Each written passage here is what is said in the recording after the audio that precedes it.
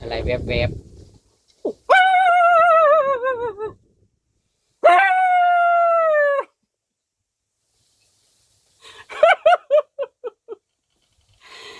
แม่งอะไรแม่งอะไรโอ้ยโอ้ยมื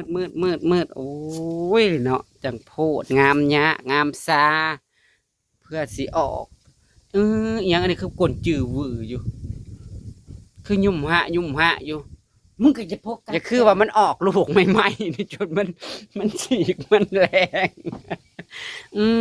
มาในสุดอีหยังครับวันนี้นะเทรนอันหยังครับวันนี้นะฮะจับใจฉันอืมอยู่บ้านซื้อก็จะแต่งยังสุกกระดกกระเดียอันนี้นะได้ธรรมดาเปล่าสุดอยู่บ้านธรรมดาเด้นี่กางเกงในมาฝาก แค่เด็ดจากพี่ปีใหม่จ้าอุ้ยขอบคุณค่ะ ใส่เข้าไปดูกางเกงจะนายเจ้าน่ะ8 ปีแล้วเจ้าประท่านได้เปลี่ยนอยู่ เอาอีกบาทกุหลาบใส่ตัวนี้เข้าไปแล้วก็เวลานุ่งซึ่งเกินมันก็จังไข่จังบ่แลบโอ้ยอย่าเฮ็ดเลยอันยังเด้มันเป็นสุกมักคักเนาะสุดสีแดง กระสุกกระแทงกระเดงไว้ก่อนค่ะวันนี้วันอะไรวันจันทร์ทำไมไม่เธอไม่ใส่สีวัดบอก อ้าวลืมหรือเปล่าเดี๋ยวนี้คือบ่คอยเห็นใส่สูทสีอันสีเหลืองแหละเมื่อโปแล้วบ่ ท่านออกพรรษาเข้าพรรษาแล้วบ่ใส่ก็เดี๋ยวถ้าเข้าพรรษาให้ก็ใส่แต่ว่าจำสินอยู่ ใส่สุดดีไปคิดเบ็ดผู้จักประมาณไอพรเราสิเอาป่ามากกันนี่ คือทำบาปลงดอกอันนั้น เป็นอีหยัง เบิ่งนี่มันโหด มันนอนแหละทำบาปบ่ลงสิฮ้อนสิแดดก็กินคือก้าวอาศัยกับไปเบิ่งดูไปลงมันจะถอดเกิดเรื่อง นี่เดี๋ยวก็ใส่บูดนะคะ มาในเกือบบูดโอ้ยแมงอะไรอ่ะมัดผม2 จอกฟ้าโซแผ่นหลังอีห้ำผูกสร้างอันเก่าแล้วเป็นตุ้มนี่เด้โพสหน่อยโพสยุนยับไปทั้งถาดอีกนะพรีเซนเตอร์ถาดเอาแบบเซ็กซี่ที่สุดยิ้มหวานๆเจ้าข้าว1 2 3อีกอันนึงนี่หวานได้บ่นะยิ้มหวานๆคือน้ำตาลอยู่ไหนเนี่ย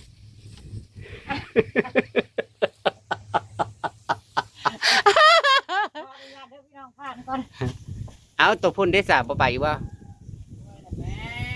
ถาดเก่านี่แห้งกันจักไว้ให้กระงามมันจะเคยถาดตัวเขาต้องถาดอันซักเคลือบในแห้งงามมันเก่าแก่เฮ้ยแห้งคังเฮ้ยเบิ้งแล้วก็เป็นตะบอกเลขคิวอยู่ได้พี่น้องเมื่อนี้เจี๊ยบก็แต่งตัวเป็นตะบอกเลขคิวเถอะเนาะใส่สุดสิไปทำบาปบ่ผมว่าไอพ่อเราเอาป่าแล้วไปปะมันงาม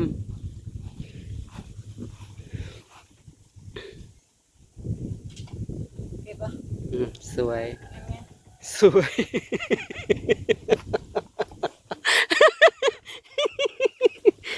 สวยจ้าสวยแหงโอ้ยพ่อใหญ่สอนไม่คอนเคาะหัวพ่อใหญ่สอนสวัสดีที่หนองปลาพ่อใหญ่พรจ้าพี่น้อง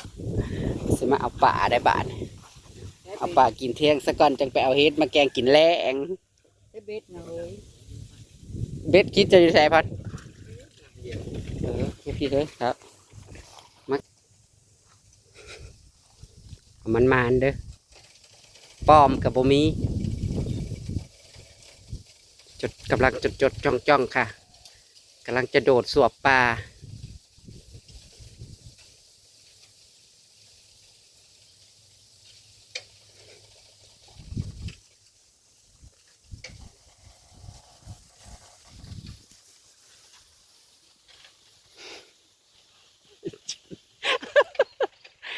จริงจังแต่เลี้ยลิ้นแลบๆนั่นบ่กินแล้วแต่ญาติเนาะ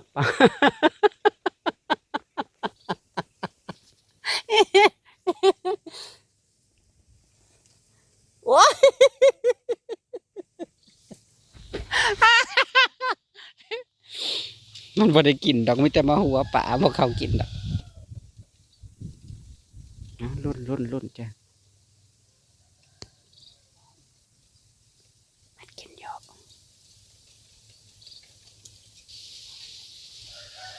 ไม่พอดอกอันนี้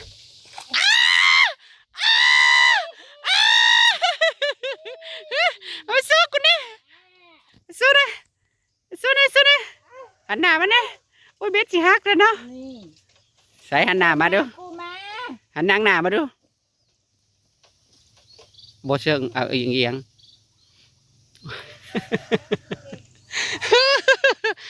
เออเก่งจ้าได้แล้ว1 ตัวโอ้ยเซนแต่มีเบ็ดอันเดียวเนาะ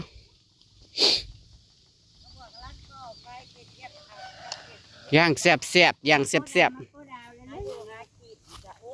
จะแน่นอนใช่ปะ จ้าสุดหมานเป็นน้ำสุดอลี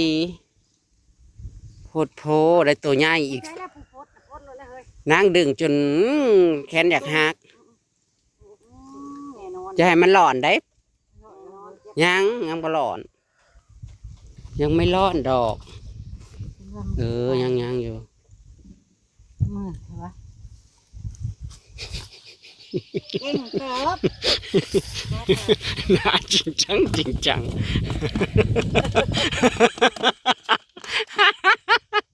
น่าว่าได้เว้าน้ำคนน้ำมันเลยกะเห็นว่าเพันบ้านแล้วก็บ่ได้เว้าน้ำคน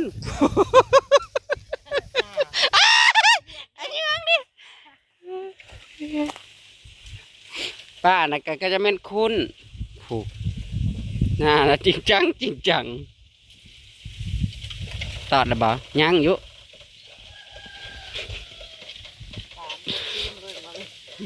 เบ้อมันเอาอิหยังมาหลอกกูนี่นะมันเอานางส่วนใดของมันมาหลอกนี่มันสิเบิดอิหยังก็ได้ตัวเดียวนี่สิเบิดเลยป้านั่นตอดแล้วเนื้อนะเมดโอ้ยกูจะไปหาตะกะแตนนี่สิก่อนตะกะแตนนี่ยังอยู่ตัวนึงโอ้ยเท้ามันสิกินอยู่ป่ะ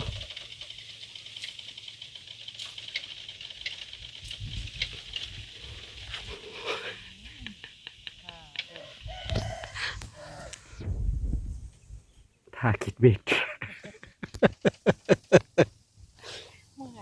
เสียงรถใครมาท่าไม้ไปนี่ท่าเก่าวันบ่ได้เลยใช่เอานี่มาสิเสียบมันเนาะตัวน้อยนี่เล่นทั้งแซ่บเท่าเดี๋ยวจะไปหาตะกะแตนให้อีกกัน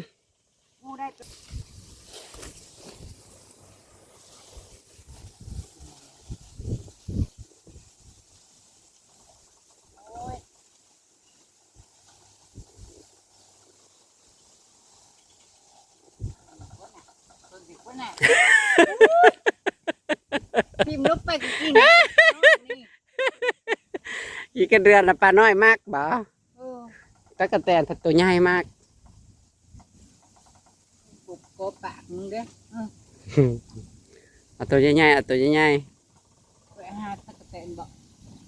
ใช่รถหนา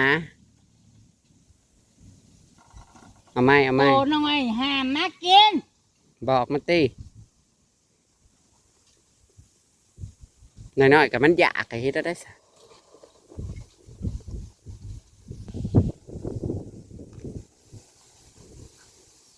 ตัวใหญ่ๆนะเอาตัวใหญ่ๆนะตัวใหญ่ๆเอาตัวใหญ่ๆอ๋อตัวน้อยตายแท้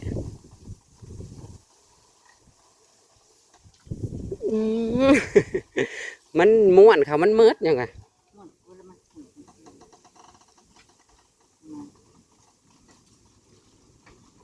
เพิ่นเลยเอาจนเบิดเลยบเด็ดไว้ครึ่งนึง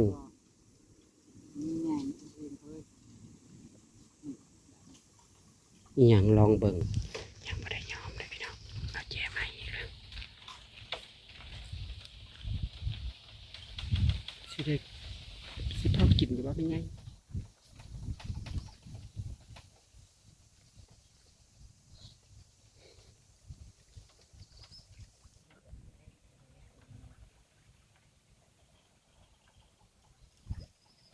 อุ้ยอันนั้น